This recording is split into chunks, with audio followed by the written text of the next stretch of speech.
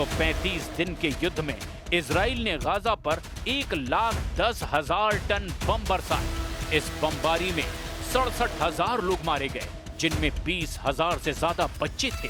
इस बमबारी में 2,500 परिवार पूरी तरह से खत्म हो गए। इजराइल की बमबारी में 1,70,000 लोग घायल भी हुए। अब हमास को लेकर इजराइल के एक्शन में ये बात साफ है कि गाजा में हमास की लीडरशिप पूरी तरह खत्म हो गई।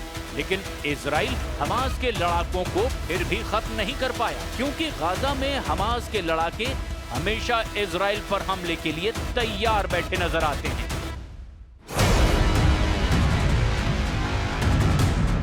यही वजह है कि बंधकों को छुड़ाने का दबाव और हमास के खिलाफ निर्णायक कामयाबी न मिलने की वजह से अब नेतन्याहू को बैकफुट पर आना पड़ा और डोनाल्ड ट्रंप के जरिए गाजा में जो युद्ध विराम हुआ है उसे नेतन्याहू के कमजोर युद्ध का नतीजा माना जा रहा है।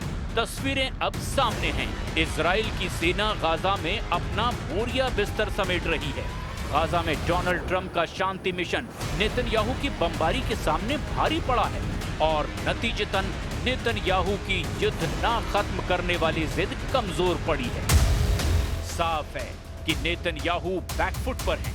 वो गाजा से पीछे हटने को मजबूर हुए हैं। दक्षिण लेबनान से उनको सेना वापस बुलानी पड़ी है। वहां भी इजराइल का युद्ध सिर्फ हवाई हमलों तक ही सीमित रहा है।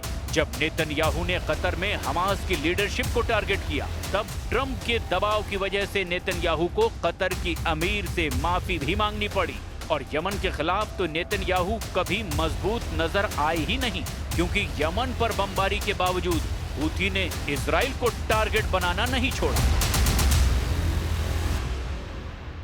نحن سنبقى في حالة انتباه وجهوزية تامة ورصد كامل بدقة وعناية تجاه مرحلة التنفيذ لهذا الاتفاق.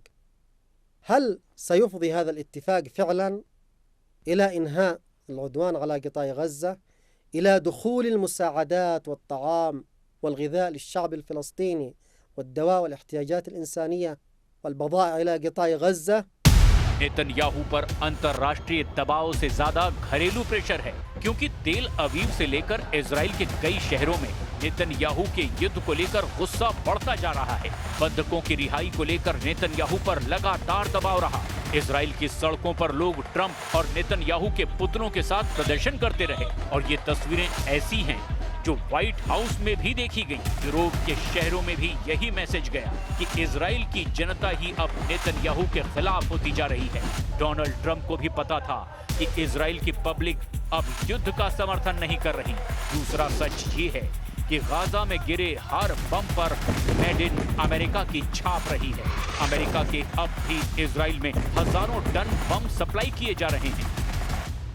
החטופים כולם ישובו אלינו. בימים הקרובים בעזרת השם נביא את כולם.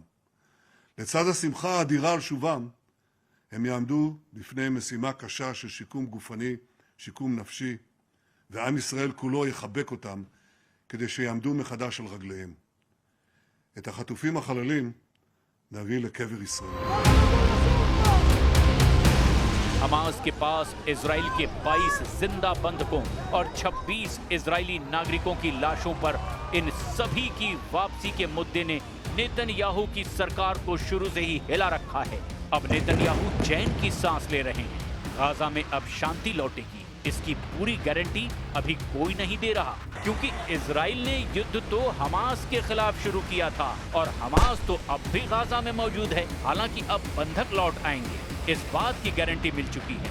देखा जाए तो गाजा में नेतन्याहू के युद्ध ने इजराइल को कई मोर्चों पर घेरे रखा। इस दौरान उसकी हिजबुल्लाह से भी जंग हुई और ईरान से भी युद्ध लड़ा गया। लेकिन इन 2 सालों के दौरान तमाम कामयाबियों के बावजूद नेतन्याहू का युद्ध पर पूरा कंट्रोल नहीं रहा।